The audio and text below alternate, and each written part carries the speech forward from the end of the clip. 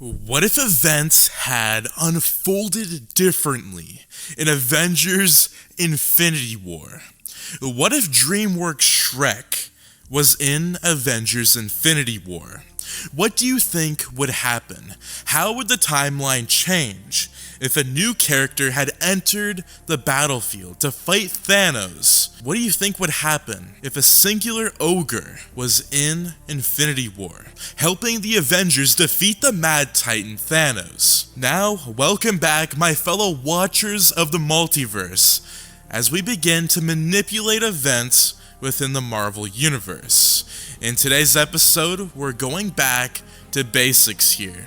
We're going back with Shrek and seeing where his timeline would unfold if some of the events had unfolded differently. But that being said, I do want to say, if you enjoy these Marvel's What Ifs, as well as the multiverse crossover videos, do make sure to subscribe, like, share, and turn your notifications on so you and your friends are all up to date with the latest content.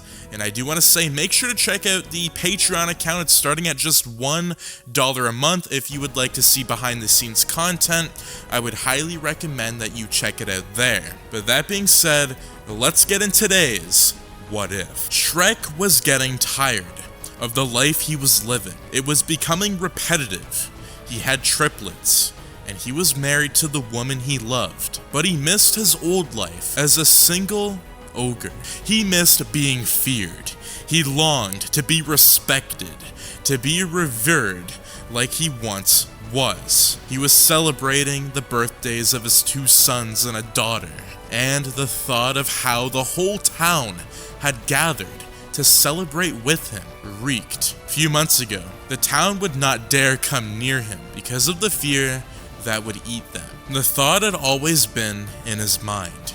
If he could just rewind time to how it was a few months ago, then everything would be fine. He had expressed his feelings to Fiona, but she shrugged it off consistently and told him that he was just adapting to the royalty and the position of being king. But he knew he was not. One of the townsmen walked up to Shrek and asked him to pretend to do the roar in order to entertain his child. Shrek was angered. He pondered how he could deteriorate into an object of ridiculousness. Shrek yelled in anger, and everywhere went silent. For a few seconds later, there was a ripple of applause from the crowd, like Shrek had just performed a miracle. Only Fiona detected that his mood had gone sour. Shrek threw down the party hat and stormed out of the pub, with Fiona chasing after him. She stopped him as he entered the alleyway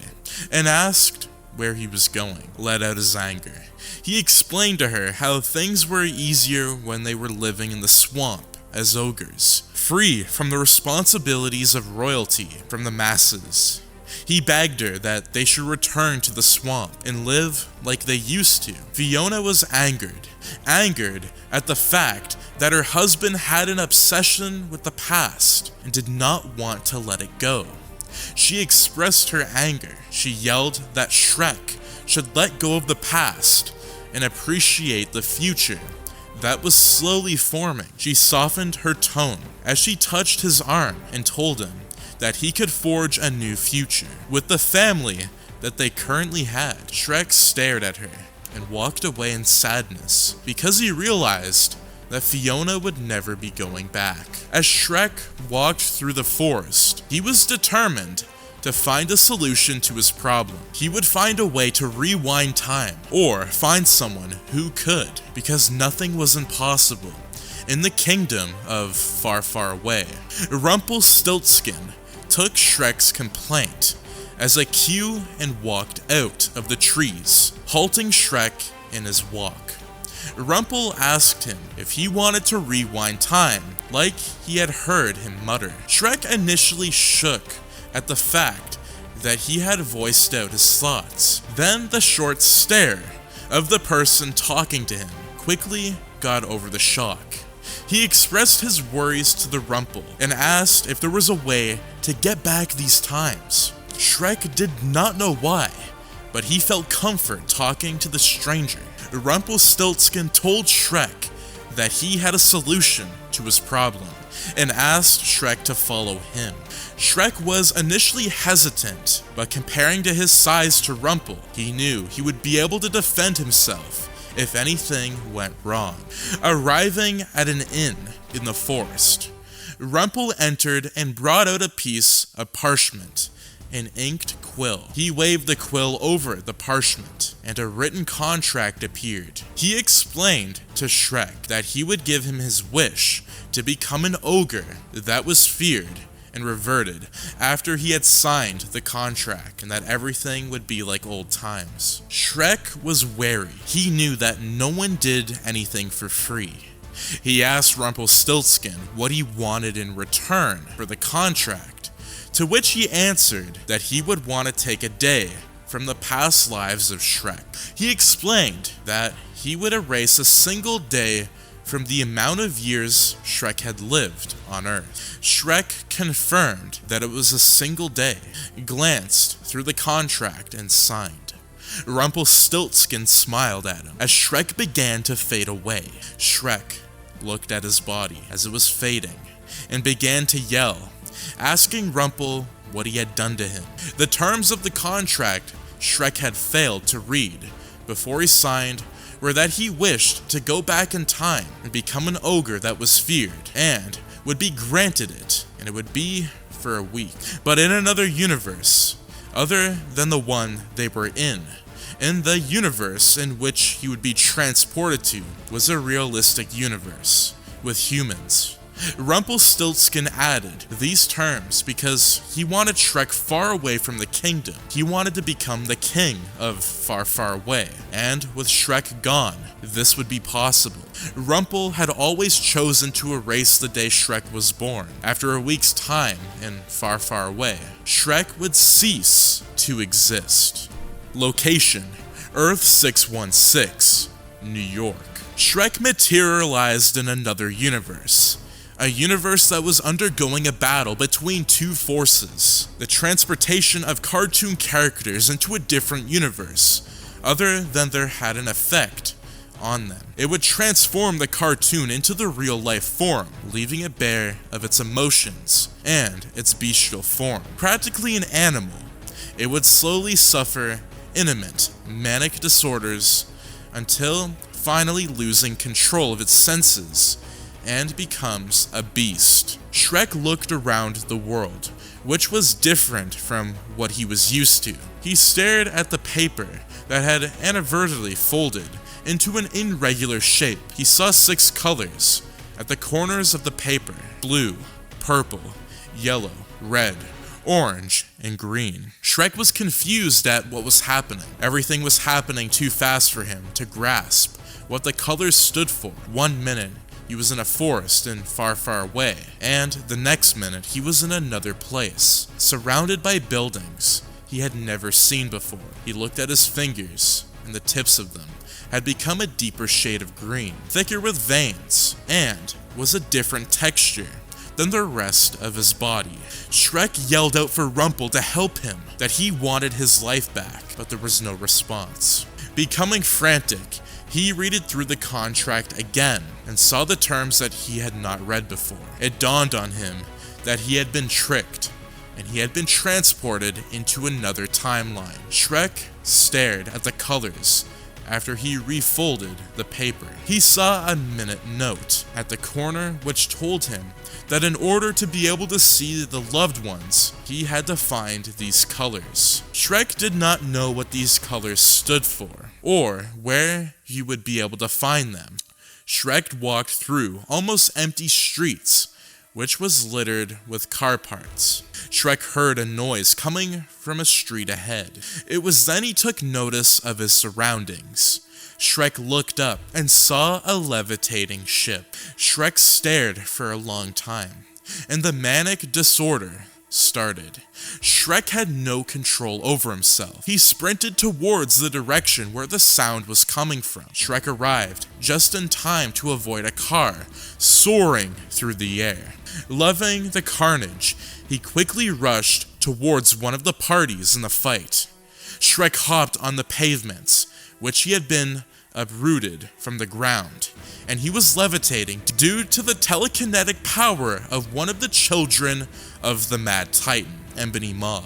He leaped towards him and was immediately slammed against the wall by a wave of his hand. Shrek was knocked out of his manic phase, and the Avengers stood briefly and observed what was happening. They saw the cartoon-like creature come out of nowhere to provide assistance to them. As long as he was fighting for them, Stephen Strange felt like they had nothing to worry about, that his texture signified that he had emerged from a different universe. Due to the urgency of the battle, he had no time to ponder on how it was possible. The other children of Thanos attacked the Avengers, leaving Doctor Strange to combat with Ebony Maw.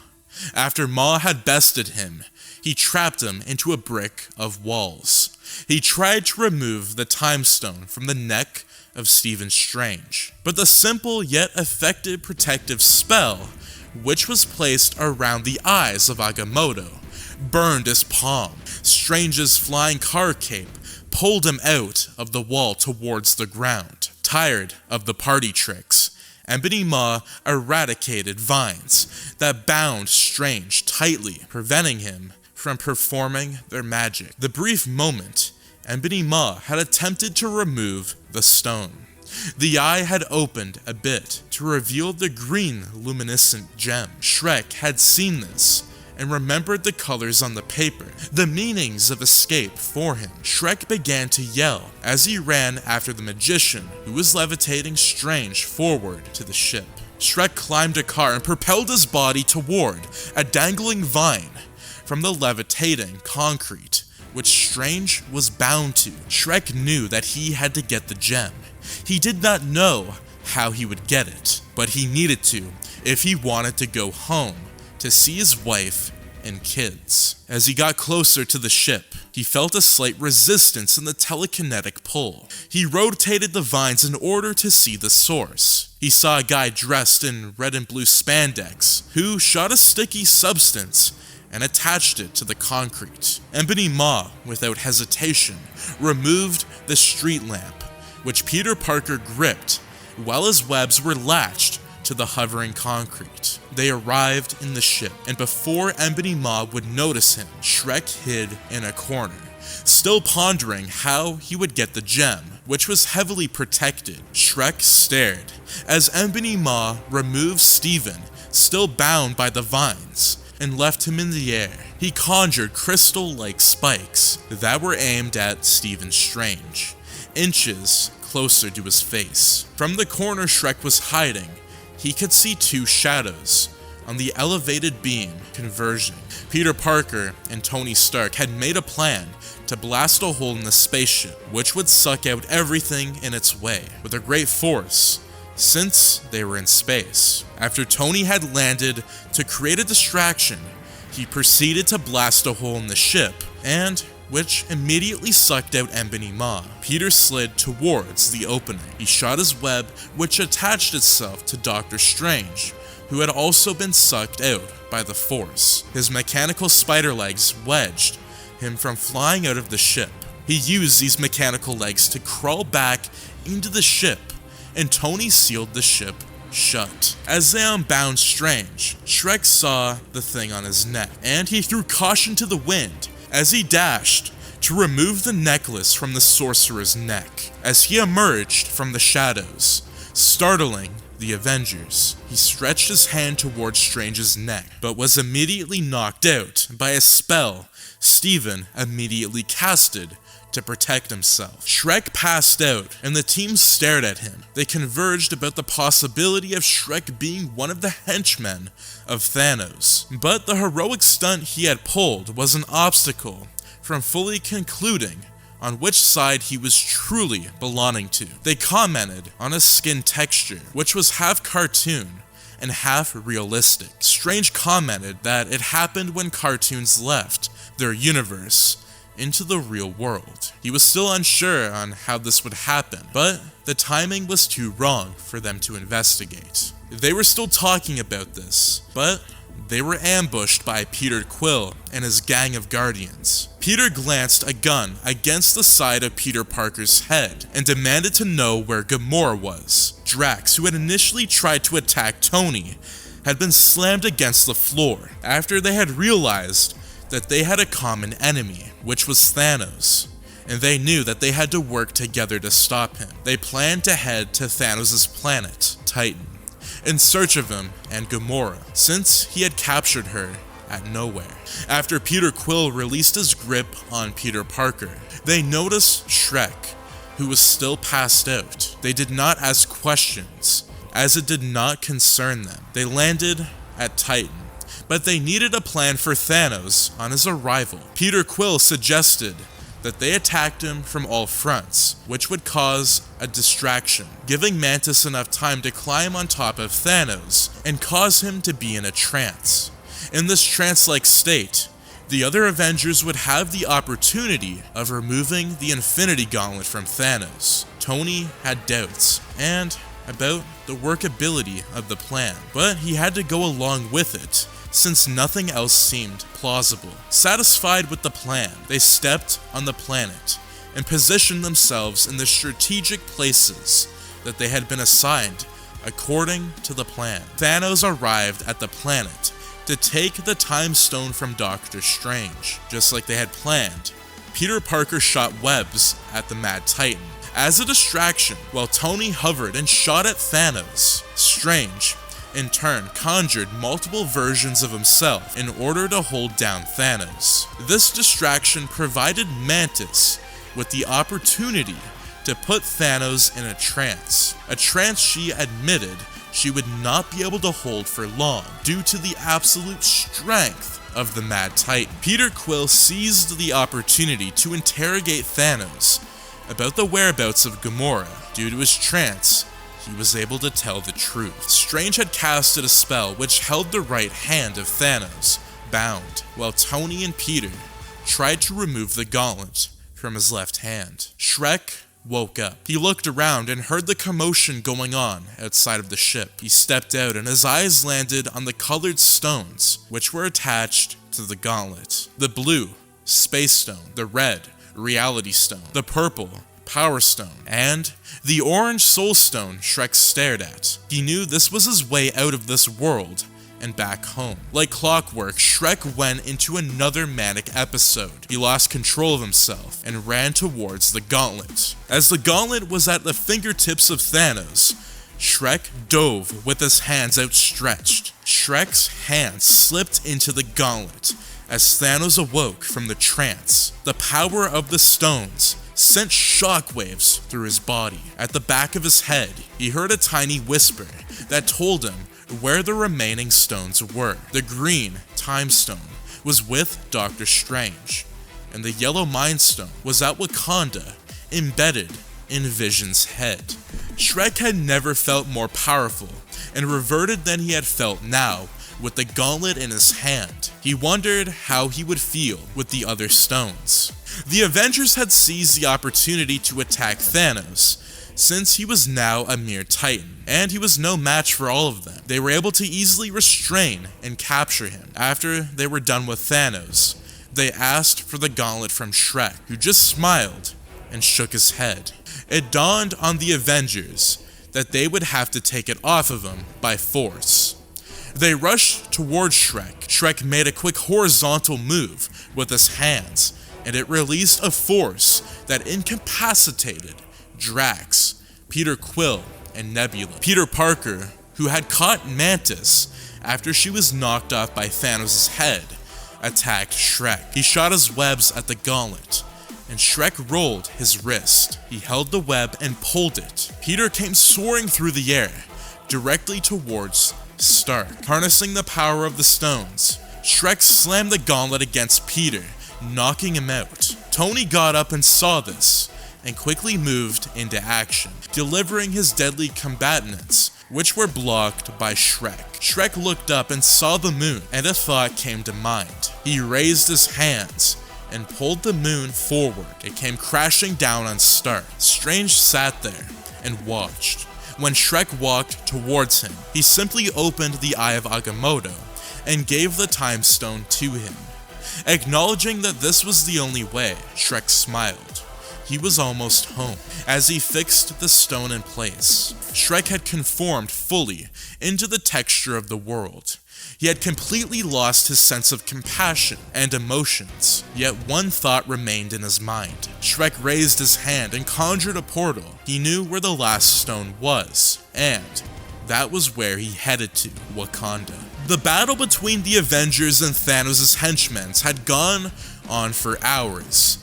It seemed like the henchmen were multiplying with each kill. Thor, who had gone to get a new weapon forged from the light of a dying star, had arrived and turned the tide of the battle. The Avengers seemed to be winning, but one thing was certain: they needed to protect Vision and stop Thanos from getting the Mind Stone.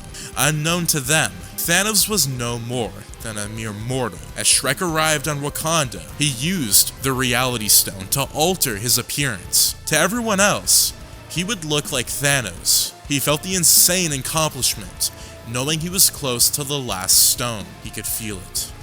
Wanda had escaped with Vision, who was wounded. She knew what she had to do, but she also was delaying the inevitable. Vision, who was tired from running, held Wanda and told her that she needed to destroy the stones, even if it meant killing him in the process. Wanda, who was madly in love with Vision, initially resisted. Vision told her that if Thanos got his hands on the Mind Stone, then everything would be easy for him to accomplish his plan, which was to wipe out half of the percentage of the human population. With tears in her eyes, Wanda began the process of destroying the stones. She focused her chaos magic on the stone embedded in Vision's forehead. Shrek, in Thanos' form, went through Hulk, who was armored in a hulking suit. He just waved his hands, and Hulk became transparent enough to pass through him. His goal was to get the stone before it was destroyed. As he drew closer to Wanda, she focused part of her magic on stopping him, and the other part on destroying the stone. When she realized that she would need to focus her whole attention on destroying the stone before Thanos reached her, she doubled the energy. The stone cracked and finally bursted open, killing Vision in the process. Wanda began to weep. Shrek came closer and patted Wanda's head. He didn't know how he knew this, but the stones were instructing him on what to do, as they were providing a manual guide on how to use them. He knew what each stone stood for, and the power he could use them to accomplish. Shrek created a green luminescent cloak and rotated it backwards. Slowly everything began to reverse, till Vision was standing in front of him, with the stone in his head. Wanda yelled as she ran towards Thanos, who slammed the gauntlet on her, knocking her out. Shrek pressed the forehead of Vision and pulled out the stone. He dumped Vision's body after he died. With the stones completed, the power was maddening. Shrek knew what he wanted to do, and the contract he had established with Rumpelstiltskin seemed like it didn't matter compared to the powers he had achieved. His plan was simple. Instead of going back to his home, he would bring the home to him. Shrek planned on erasing half of the population and merging the real world with his universe. That way, he would be the ruler over two universes. The thought was insane, and Shrek had completely lost his mind. He looked up as he heard a war cry. He saw an object flying towards him, and he tried to stop it with the stones, but they were powerless against it. The object, which was an axe, had penetrated his left shoulder. His appearance as Thanos slowly faded, as he did not have enough energy to keep up with the appearances. Thor landed and was a bit confused on seeing the green monster, who was thus the height of the Mad Titan. He asked about the location of the Mad Titan, who had killed his brother. Thor, filled with rage, pushed the axe deeply into Shrek's shoulder, making him groan in pain. Shrek smiled through the pain, as he knew he was going to still live. He raised the gauntlet and snapped his fingers as he was sucked into a portal. Rumpelstiltskin felt something change after he had successfully sent Shrek into another universe through the contract. It was mandatory that they, Rumpelstiltskin's kind, provided a clause of escape, no matter how hidden it may be. Rumpel underestimated the ability of Shrek to find the clause, and the clause of escape did not seem reasonable, even to him. There was a mixture of the colors, sitting on the throne that had absurd. He knew something was different. He felt the earth ripple under his seat. Slowly, the earth started to part. The castle began to collapse, and people started fading away. Rumpel was confused. He jumped off the throne and ran for safety. As the guards around him faded, out of the separating earth, realistic houses emerged. Rumpel grabbed the handle of the door to his throne room before he felt himself fading. Nick Fury stared as people started to fade, and cartoon-like creatures re-emerged in their place. He stared at the building as some of them crumbled and were replaced with fairy tale-like castles. He finally stared at the palm of his hands as he began to disintegrate. He quickly grabbed his pager and called the last resort, Captain Marvel. Although severely injured, Shrek sat and smiled at the thing he had accomplished. His dream had really come true. He was the ogre that was fierce and respected once more. He waited patiently, knowing that he would soon be reunited with his wife, Fiona, and his triplets. They would be kings on this earth, and everyone would fear them. He stared at the gauntlet.